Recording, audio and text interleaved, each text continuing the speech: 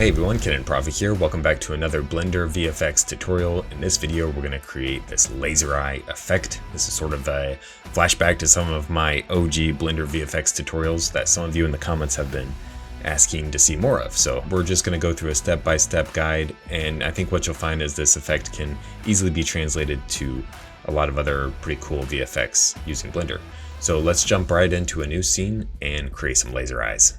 Inside of Blender, let's go ahead and open a new scene. We'll use the VFX tab, which is kind of handy, gives us everything we need right up here. Let's make use of that nice big open button and drop in our footage. I'm gonna go ahead and set the scene frames and prefetch my footage. It should just take a minute to kind of pre-cache your footage in there. Here you see my beautiful wife doing her very best laser vision acting. We want around frame 20. We want those eyes to start to glow red, like she's charging up to get ready to blast lasers out of her eyes. And then somewhere around frame 68 or so, we'll have the lasers shoot out of her eyeballs. We'll have the eyes kind of fade away with the glow as she's walking off. All right, simple enough. We have a plan, and it all starts with step one, track the eyes. So I'm going to zoom in here, and I'll do the left eye first. So I'll just hold down Control and left click, and then I'm going to scale up this track. This really doesn't have to be that accurate of a track. So you can scale it up pretty big, and it's going to search for that eye in that pattern. And you can also make use of these settings. If your footage is particularly blurry or fast motion, you can set those before you set your track. I'm not going to worry about that. This should do okay. So I'm going to just press Control T to track forward. And that actually worked out pretty well. We can double check it by coming up here where it says clip display. Just to the left of that, you'll see a lock button. If you lock that, then your footage will stay locked to that track, and you can analyze the track. Kind of first try perfect track. It doesn't always work out that way. But I'm going to call that pretty good. And then we can just do Control L and lock that track. All right, let's go ahead and track the other eye, do the same thing. This one is going to be a little bit trickier because the eye's not visible for part of the time. But like I said, this doesn't have to be the world's most accurate track. So I'm going to press Control T, track forward, and there it disappears right when she turns her head. But that's no problem. We can just press G to grab that track and kind of just eyeball it into place. And you might have to do this just kind of go frame by frame for a little bit. And the track over here gives you a clue of the pattern. So if your pattern is dramatically different, then it's probably not going to be too accurate. We can just go until that eye begins to be visible once again. After a little bit of manual tracking, once that eye is visible, I'm going to just do Control T and see if it can automatically track the rest of it. And that does a pretty good job. Just check my track. There you go, pretty happy with that. And I'm also happy to say that this video is sponsored by Skillshare. I'm using Skillshare currently to expand my knowledge of character rigging and animation. There's this great course by Southern Shoddy, Animating in Blender 3D. It takes you through the fundamentals of rigging a character and taking that character all the way through the basics of animation. He's got other courses out there that I think any of you would really enjoy if you want to expand your knowledge of animation in Blender. Since you watch my channel, you probably like to learn new things, so I'm sure you have heard of Skillshare before. Skillshare is the largest online learning community with topics ranging from photography to music to AI, and of course, video editing and Blender. I think what really makes it special is it's designed by creatives for creatives. So you can learn from industry professionals who are really passionate about the knowledge that they are sharing. With summertime here, a lot of us have extra time on our hands, so it's a good opportunity to make this a summer of learning. Maybe pick out a topic that you've been curious about for a while and go to Skillshare and see if you can brush up on some knowledge or just learn something totally new. Great opportunity to do just that. I know I've really been wanting to improve my video editing, so I'm going to use Skillshare to brush up on some DaVinci Resolve videos and improve my skills there. Right now, the first 500 people to click the link in my description will get 1 month of Skillshare completely free, so definitely follow the link and check that out. And thanks so much to Skillshare for sponsoring this video. Let's go ahead and link empties to these tracks. So I'm going to grab both of these, come over here to solve, and underneath geometry, I'm going to do link empty to track. And you'll see these empties appear in our 3D space. I'm going to go ahead and jump into a layout window. So I'll just go general layout. And I don't want this default rotation on my camera, so I'm just going to do Alt R. You can see my camera is facing straight down, so I'll just do RX 90. And this isn't an exact science. I was just standing upright when I was shooting this footage, so I'm just trying to mimic that. It really doesn't have to be perfect. You just want to kind of do a general matching of where your camera was in relative position to your footage. If I look through my camera, you see our tracks and they're linked to my camera, which is what we want. I'm going to go ahead and go into the camera settings, and underneath background image, check that box and do add image, and we'll grab the actual movie clip footage that we have right there.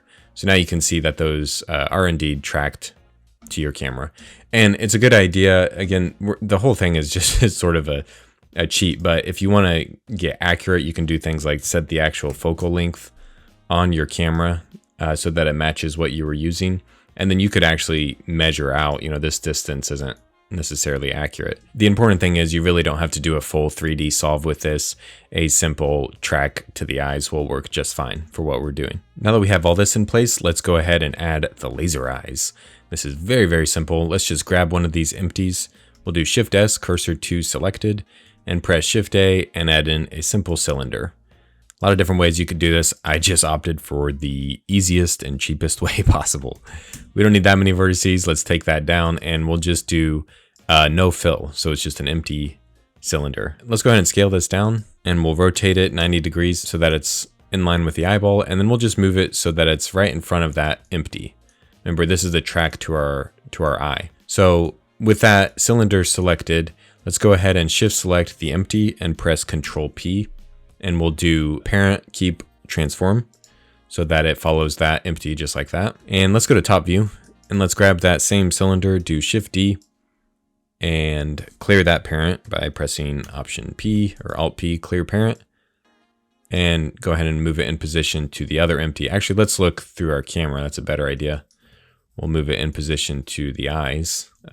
If you scale, make sure you scale doing Alt S so that you can scale, use the same dimension for each eye. So this cylinder's right in place to the eye. Don't worry about the rotation. We're going to worry about that in a second. And now I just need to parent this cylinder to the right eye. So again, Control P. And this is where you might have to do a little bit of animation cleanup depending on how good your track is. If your track slips at all, you might need to animate this cylinder so that it stays locked to that eye. Again, don't worry about rotation, but this is a good time to clean up any animation. So we know that our lasers aren't going to come before frame 60. In fact, we said about 68, frame 68, they would start to shoot out. So I'm just making sure that that stays locked to the eye there. It's a little bit off. So I'm going to go ahead and press record. And this is careful because this will record any animation you do. So you want to be aware that that's on. And I'm going to just kind of jiggle the cylinder so that it sets that keyframe. Gets a little off right here, so I'm going to just slide it over. Again, this is all just sort of how precise you want to be. Just basic cleanup animation here. That's pretty good. I'm pretty happy with that. Cylinder looks like it's staying tracked to the eye. Let's go ahead and go back to top view. And then with that cylinder selected, I'm going to grab a generate, and we'll just do a simple array modifier. And obviously we don't want it on X because that's just going to go the wrong direction. So let's zero out the X and let's go on Z. But it's going the opposite direction. You could apply the rotation, rotate your object, or just do -1 on Z. No problem there. And let's do a count of about 50. We'll look through our camera and looks like, yeah, that's probably enough. All right, so let's grab the one that doesn't have that same modifier, shift select the one that does, press Control L and copy modifiers. All right, so now we got laser eyes. Okay, but it still just kind of looks kind of funky. We don't have a way of controlling where they point. So let's add something that will allow us to track where these are pointed to so that we can actually have something to animate. To do that, I'm going to select both these empties. I'll press Shift S, cursor to selected so that my cursor is right in between both of them. I'll press Shift A and add in an empty plane axis, so just a new empty. And I'm just going to move this empty to the very end of my laser eyes here. Okay, and I can again go to top view, make sure it's relatively in the middle of those. Your eyesight ends up coming to a point when in real life when you're looking at something. So we'll have these kind of come to the same point as far as like this empty will be what she's actually looking at, what she's actually blasting with her laser. So let's grab this, and I'm going to come over here to the right hand side to constraints, add object constraint, and we'll do track 2. And then using the picker, we'll just grab that empty right there. And so now you can see it's just tracked to that empty. This isn't an exact science because, you know, it's based off this original cylinder and we have an array modifier, but it actually works really perfectly for exactly what we need it to do. So go ahead and do the same thing with the other one. Track 2, the same empty. And now you can see they sort of funnel into a V shape, and we have this empty that we can now select, and they stay tracked to it. Again, it's you know, kind of messy, but it totally works. I mentioned we had the array in the -1 direction. So if your cylinder is rotated the other way, just keep in mind that on your constraint, you might have to play with this axis right here. As far as the track axis, you might have to do positive Z depending on which way your cylinder is facing. All right, so now we have our laser eyes. We have a way of animating where they are facing. I'm gonna go ahead and split this window so that I can kind of see the animation that I'm doing. So I have this empty that controls where the eyes are pointing, and now I can move them so I can actually control what she's blasting. And the base of them should still be parented to her eyes. You can see they are. Everything's working great. So now we have a nice little laser eye rig. We didn't even have to do any bones. All right, so before we animate this, let's go ahead and add a simple emission material to this. So with a cylinder selected, we can just create a new material. Instead of principled BSDF, let's go emission. And we're just gonna set this to completely red, but we'll set a strength value to 12. And what that'll do is if we go to rendered view, actually I'm gonna set this to cycles. It's gonna allow us to have a nice bright light when we render, but then also be able to blur that. So you should see the inside should be almost white, and then the glow of it should be a nice red. You might do 15 just to get it a little bit brighter. We'll go ahead and apply that same material, and let's give it a viewport color for fun. Now that that's in place, let's go ahead and animate the eyes. So I'm going to turn on automatic keyframes, and we know that the eyes, she's really facing more of this direction, so I'm going to move that over here. And you kind of want to cheat to camera. You know, it may not be exactly the orientation of her head, but that's all right. What matters is if it looks good. You honestly don't want too much animation, too many keyframes when you're doing this. I found that it's better to be a little bit subtle, especially if you look at kind of reference footage of Superman, usually moves in sort of a slow, methodical way. That being said, there's also no rules for how to properly shoot lasers out of your eyes. We kept saying frame 68.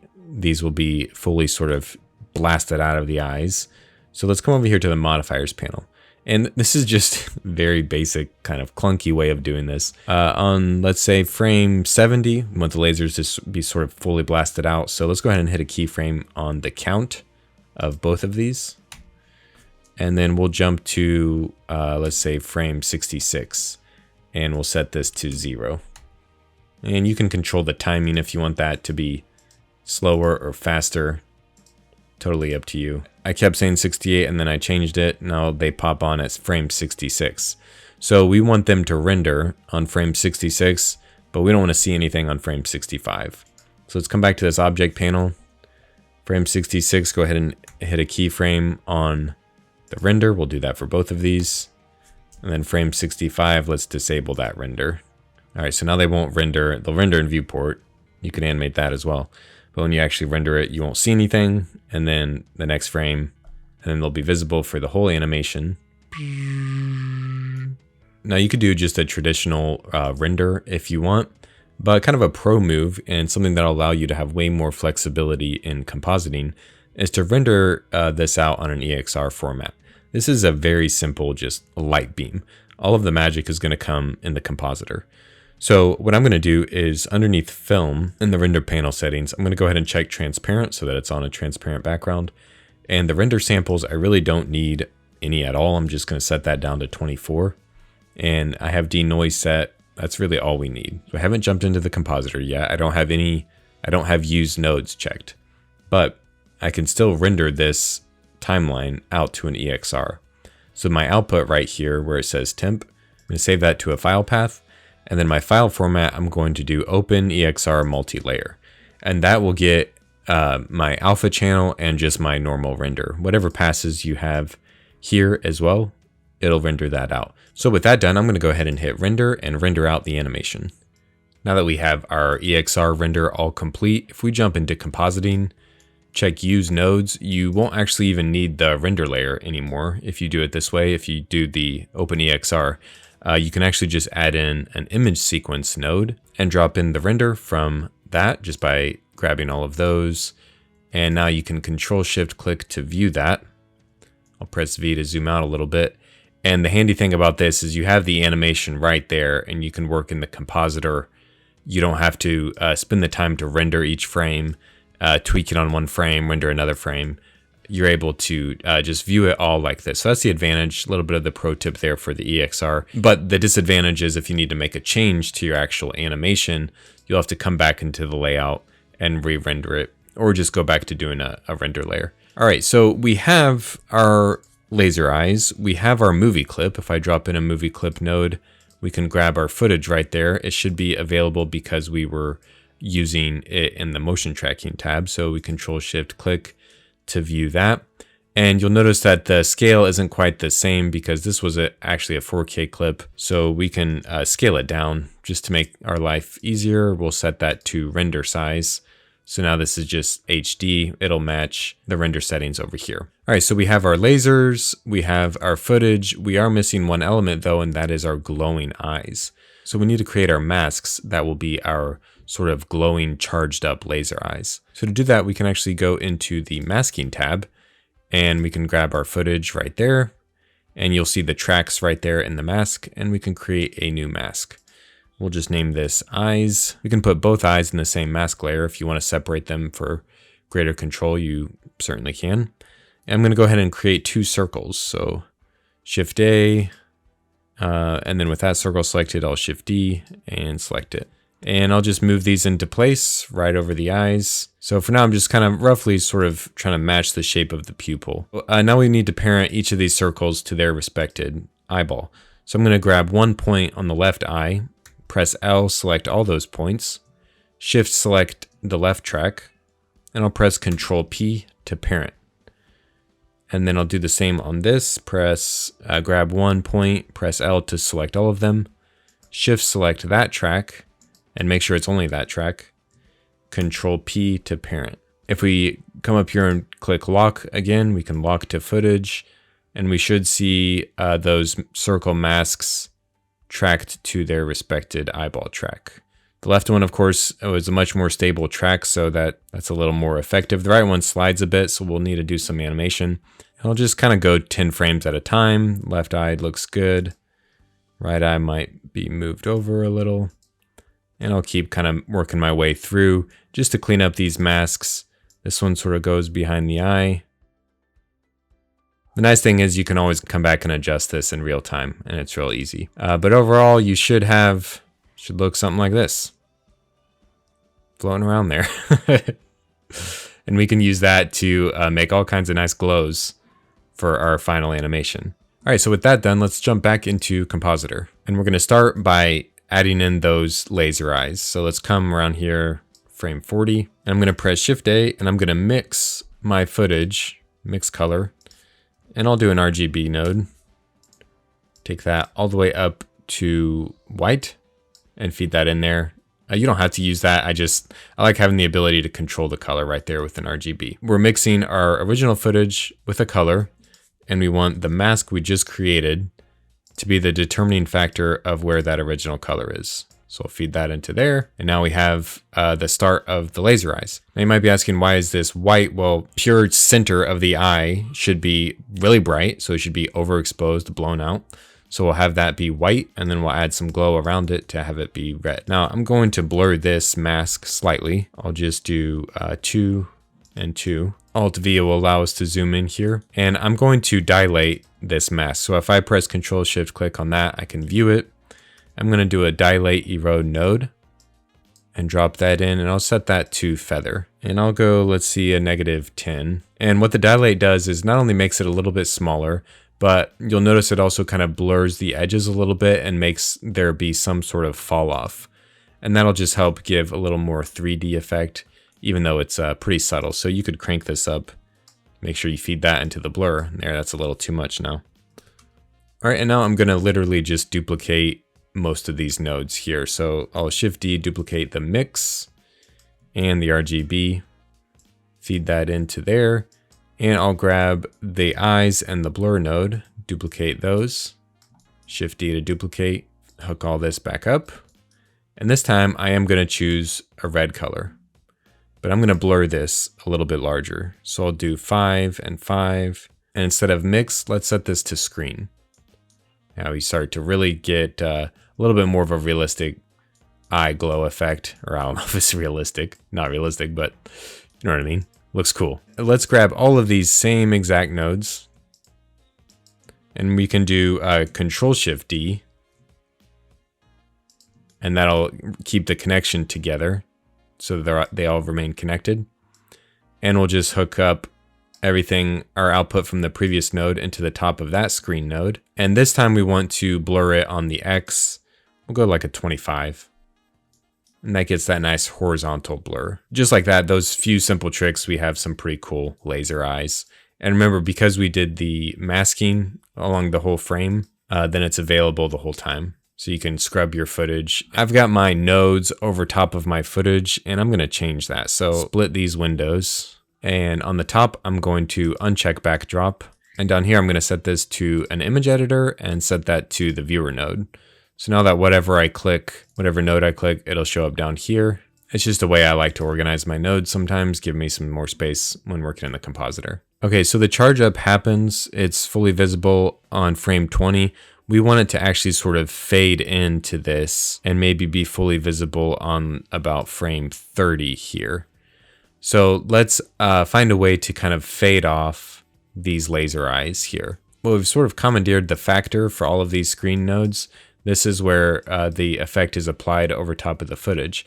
But if we add a mixed color node over top of all of these, then we can actually have a factor that controls this. So if I set this mixed color to multiply, let me just view this first one so we see what we're doing. I can set this bottom color to black, and there everything disappears. So now I can actually use this as a factor value that can be animated. So I'm going to animate that. The value should be at 0. And then if we want full opacity, we set it to 1. I'll do that. Now that I set that animation on this node, I'm just going to duplicate this exact node and apply it to the factor of all of our screen nodes here. Those should all be set. And from frame 20 to frame 30, you can see there's a little bit of animation there. So now let's do everything we've done in the compositor to this point. Let me organize all of this into a frame by pressing Shift P, and we can give it a color. So now it's time to add the actual light beams coming out of the eyes. And we're going to utilize this EXR that we exported, both the actual color combined channel and the alpha channel. So for starters, let's make use of this alpha channel. And before we do anything else, we're going to add a little bit of just fake smoke in here. As obviously optional, but I think it adds a little bit. We're going to grab this alpha channel and blur this to make sort of a rough mask around wherever the laser beams are. So let's press Shift A, and I'm going to add in a blur node, and we'll just blur this pretty big. All right, and now we're going to add just a simple cloud texture. So I'm going to create a new texture over here on the right-hand side under the texture panel. And I'm going to go ahead and choose clouds, and the default settings are fine because we can change them however we want in the compositor. So I'm going to press Shift A and drop in a texture node. All right, so let's mix this with our mask that we created up here, set as the factor, and the cloud texture set as the bottom. And then this middle part, we'll set that all the way to black so that we get a nice mask there that's blurry, and it's set to this sort of nice smoky cloud texture. So we can bump this up a little bit, maybe 2 on the X, 3 on the Y, and get some nice wispy, just fake smoke there. Let's go ahead and screen this over our footage with just a mix node, and I'll grab that, feed it in there, and set this to screen. So now we can turn down this factor and do all or nothing. Just a little bit of wispy smoke in there. And you can offset this however you want. Cheap, easy smoke that follows the preset mask that we've already made. So I'll animate these values later, but you'll definitely want to animate them. Otherwise, it'll just look like, fake texture that's tracked to your footage. All right, so there's a little bit of smoke. Let's dial this back. Go about 0.3, just a nice little hint in there. All right, so now let's get the actual laser beams over top of our footage. I'm gonna go ahead and duplicate this EXR so that my node setup doesn't get too messy. And nice to keep things nice and organized, so I'll just frame everything up. I'm actually going to use the mask again and dilate this a little bit so that we can have control over sort of the inner brightness of these laser beams. So I'll press Shift A and use a dilate erode node, and I'll set this to feather. And I'm just gonna go in the negative direction. We'll go about -20 for now. And then let me use this as a mask in a set alpha node. So we'll take our combined output into the image and this mask into the set alpha. Hopefully you see what we have. We have the inside of this laser beam is utilizing this mask that we created. And so instead of just having sort of this pure value of light, we get a nice fall off there, similar to a lightsaber. You have a way of adjusting this as well. So you could go really crazy and get a totally different look to your scene. All right, I'm gonna add a little bit of distortion before we apply this over top of our footage. So I'm gonna drop in a displacement node and feed that right after the set alpha. And then I'll grab that same texture, that same displacement clouds texture. It's very versatile. You could use it for all sorts of displacement. And again, you'll wanna eventually animate these values. I'll go something like a scale of 9. I think is what I tried, and I'll take the color output of that into the vector. I'll just crank up the X and the Y, but if you notice, it displaces the whole image. So what we can do to set that back, drop in a math node, set this to subtract, and if you subtract by 0.5, then that should get it back on track where the actual footage is. And now we're just displacing based on where the image actually was. So if we view right there, and now after, we get displacement that stays locked to your actual video. That keeps you from having to transform it a little bit. You will want to check the beauty of the EXRs as well. You want to check how that displacement is looking along the rest of your footage. One pass of displacement done here. Let's go ahead and mix this over top of our footage, and we can do that with an alpha over node and just feed everything we have. So we have our masks here. We got our little bit of smoke. We're just moving left to right. We'll feed that into the alpha over, and there you go. We have our laser vision over top of our footage. I'm going to go ahead and after that displacement, I'm going to drop our first glare node, and I'm going to do the streaks, and you can see it's already looking pretty cool there. And I'll set this to high, and we can just kind of start to fade this down a little bit. This is all to taste, and you might increase how many streaks. You can keep layering displacement. That's what I've done when I did this tutorial several years ago. I did multiple different styles of displacement. I'm just going to do one more, and it's going to act as kind of a heat distortion effect as well. I'm going to do the same thing we did with this smoke. In fact, I can actually grab all of these nodes right here, and I'm going to Shift D and duplicate them over here so that we have a nice sort of foggy mask here. Okay, and then I'm going to adjust the scale of this.